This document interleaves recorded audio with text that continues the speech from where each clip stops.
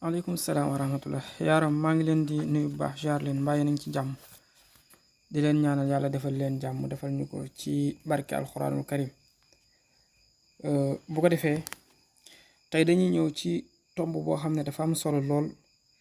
te daanaka nit ñi dëkk ci mu yitteel lool guddi ak bëccëg ñu nekk ci tax fu ne ñu yaakaar fa xëy na ku leen ko tekkil ñu di ko fa laaj muy lu jëm ci wàllum gént. am na li tax ma ci ñëw nag dafa am ku ma laajoon wax ma ne lu tax par exemple doo jël rek maanaam di firi ay gént di ko dugal comme ne ku gént ndox lii la, ku gént fas lii la, ku gént oto lii la, ku gént nàngam. mu laajoon ma lu tax duma def loolu. léegi nag ci loolu laa bëgg a indi ay leeral bu ko defee ñiy laaj seen tabian yi espace su 1 heure de temps wala 1 heure 35 incha allah bu vidéo bi jàllee dinaa fexe ñu indil leen vidéo bi nga xam ne moom moo nekk wàllu tabian yi. lii dama ko bañ fàtte. li tax loolu gént dafa nekk lu sensible lu doy waar loo xam ne nit waru ko kafe parce que mën nga ci yàq avenir nit, mën nga ci yàqu dindu nit, mën nga ci lor nit, mën nga ci taal tamit aussi réew, mën nga ci tamit fitnaal réew yu baree bari te loolu dinaa la ci jox ay exemple. ndax bu ñu jàngee ci njàngalem yonent bi sallallahu alayhi wa sallam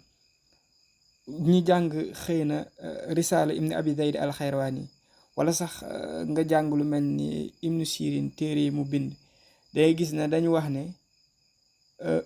gént jusun min 46 jusan min an nubuwa, c'est-à-dire gént dafa nekk maanaam ni ñu koy wax sax 40 daggit ak juróom-benn xëy na ci wàllu nubuwa, maanaam ci wàllu xibaar yi ñu jox yonante yi. kon xam nga ne loolu moom ñun ñëpp commencé nañ xam ne loolu warul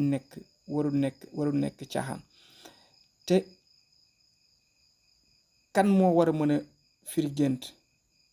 ak gént kañ lay ñëw ñu jàppe ko gént gu ñu war a firi wala sax loo xam ne addaxasu axlaam la, mooy loo xam ne du dara, affaire seytaane la. gént pour nga firi ko ne nañ di nga nekk aliman bi kitaabillahi xaafisan li xadiisi rasulillahi sallallahu alayhi wa sallam, waaye doo ca yem, da ngay nekk xabiran bi lisaanil arab, maanaam di nga nekk ku jekku alquranul karim, dinaa la wax lu tax, ku jekku tamit ci xadiisu yonent bi sallallahu alayhi wa sallam parce que dafay am link, waaye ku jekku tamit langu arab,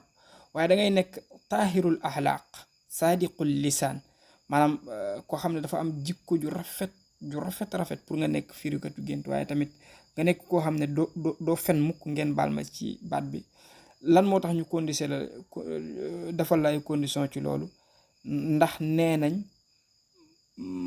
condition yi bu dajee ci yow mën naa am boo firee li nga firi yàlla dëppale ko ak dëgg. gis nga kon loolu lu jafe-jafe la. donc kenn warta tëb rek xëy naan maa ngi firi gént ba noppi. li tax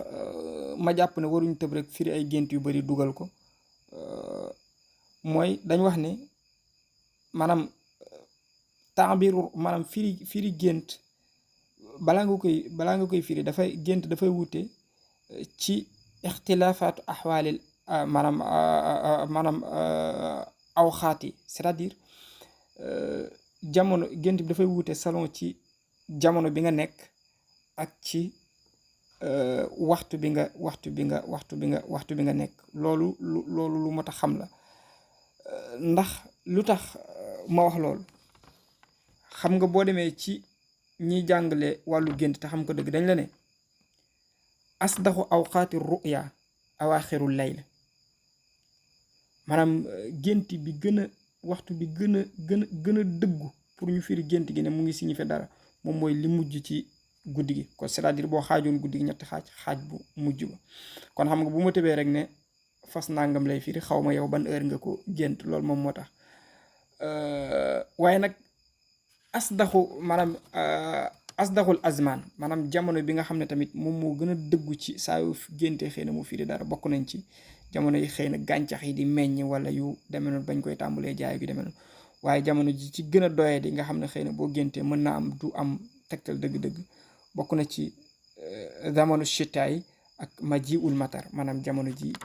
jamono ji xëy na taw bi di wàcc ak yooyu nga gis na kon yii rek war na mën a tax nit ki moytu bu baax a baax ci bañ a tëb rek di wax ay gént rek di dugal noonu di wax rek ay gént rek di dugal noonu. xëy na mën na def loolu ngir nit ñi intéressé wu ci ngir mën na am di ko suivre waaye nag ku gént baax na ndax ci sart yi baax na dañ la wax ne ki ngay firi gént di nga ko laaj dèjà moom bi muy gént ci ban jamono nekkoon c'est-à-dire ndax xam na waxtu wi ko heure bi dikkal ndax d'habitude daanaka nit presque bu géntee ba pare mën na am lu ci bari day yeewu ak aussi ci jamono yooyu lan la doon def ak aussi moom lan lay def c'est-à-dire jamono yooyu ndax da doon wér di tur yàlla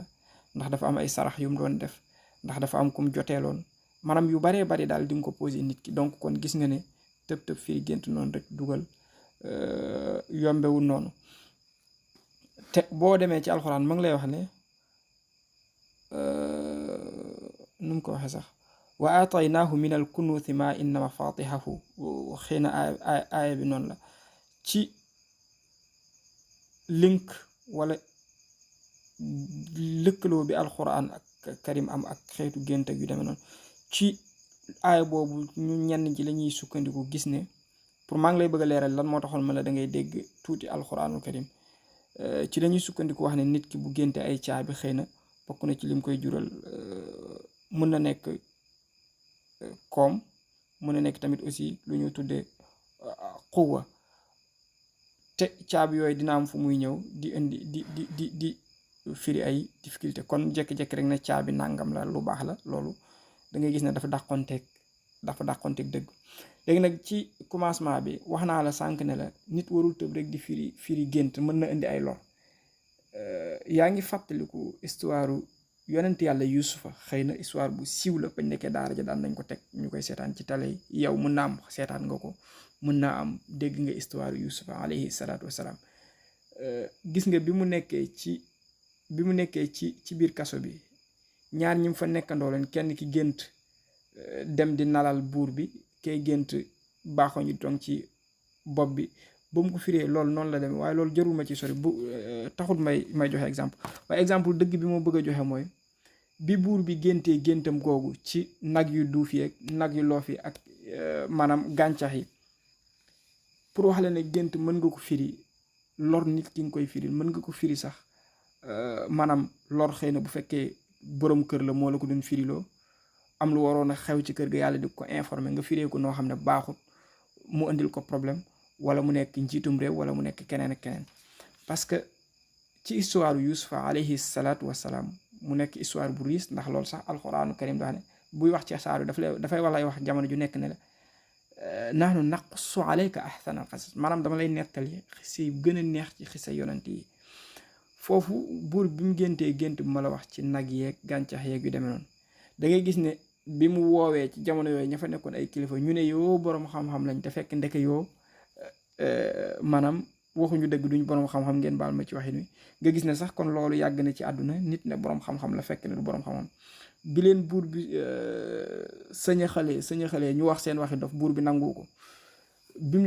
leen sañaxalee ñu wax ne addaxaasu axlaamin la mooy loo xam ne tekkiwul dara waaye buur bi comme yàlla am na lu mu naroon a feeñal mu insisté ba indil ko yonent yàlla Yuusuf mu wax leen ne dina am at yoo xam ne dëkk bi daf ko war a naat am at yoo xam ne dëkk bi daf ko war a bekkoor loolu la gént gi di tekki liñ ciy jàngee kon mooy ndeke buur bu insisté wul woon ba am ku ko firil gént gi firi bu leer bekkoor boobu dal waroon na ñëw ci misra jamono jooj kon da leen di bett te bu leen bettee day lor population bi yëpp day lor askan bi yëpp kon njiit ndeke jamono bu nekk yàlla daf koy jox xibaar lu ci ëpp ci li nga xam ne moom mooy ñëw ci aw askanam mais nag ki koy décortiquer message boobu warul nekk n'importe qui c'est-à-dire ku ko maîtriser la war a doon moo tax gént niñ koy kafe man moom laa gën a ragal daanaka ci li nga xam ne xëy na maa ngi ci gëstu ci daara jaag yu demee noonu parce que saa yoo ko firee noo ko fireewul rek noo ko warta firee rek lor nga ay nit yu bari dafa mel ni message u takk der suñu codé seen message saa yoo décoté message bi xëy na firee ko ne nan rek mën nga indi problème donc gént loolu moo tax man xëy na pour répondre question bi ci gàttal du ma jël rek naan koo firi ku gént nangam nangam la ku gént nangam nangam la. Mais par contre su ma nit laajee gént, su ma xoolee xaala bi mu nekk ak yi ci aju woon yëpp, su ma ko xamee dinaa ko firi, su ma ko xamul ma ne ko mën naa am boo gëstoo di nga gis keneen ku mën a firi ku dul man. Mais gént moom du caaxaan, parce que tout récemment rek am na ku ma doon wax lu mel noonu. xëy na yàlla dogaloon na mu réussiroon benn affaire bu riche war a dem am lu mu gént, firiloo ko kenn kooku ne ko bul dem ndax boo demee nangam ak nangam. Ndeke su demul woon musiba fekk ko ca, parce que loolu xéewal yu baree ca waroon a juddoo. Mais yooyu yëpp rek xëy na foowe gi ñuy foowe xam-xam ci suñu réew moom moo tax. ak peut-être mën naa am yenn recettes yi nga xam ne moom moo ciy juddoo. waaye lu mën a xew rek daal lii ma la jot a wax lu mu néew mën naa am beneen yoon ma gën ci xuus. moom moo tax du ma ñëw lu baree bari ci wàllu gént naan dama koy firi. gis naa ñuy wax ci wàllu tul loolu,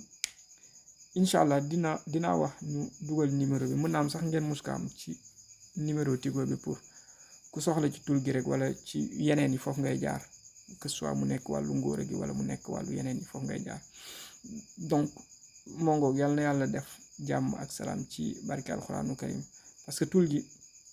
xëy na ñenn souvent dañ lay poser question daf seerut ndax seer naam yu demee noonu. donte xam-xam boo ko xësee am, loo ko jënde jar na ko. kaaraange ci wàllu googu loo ko jënde jar na ko. waaye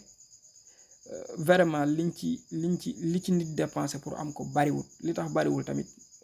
ki ma ko jàngal dafa am ay conditions yu bari yu ma ci tegaloon bi ma koy jàngal. bokk na ci somme bi ma koy defaree na woyof. loolu bokk na ci li ma waxoon. am sax somme bu ma jotoon a fixé ak yeneen conditions yu ma tegaloon. donc sañu ma dépensé loolu. loolu moom moo tax taxut mu jafee am daal. waaye dinañ la dugal numéro bi incha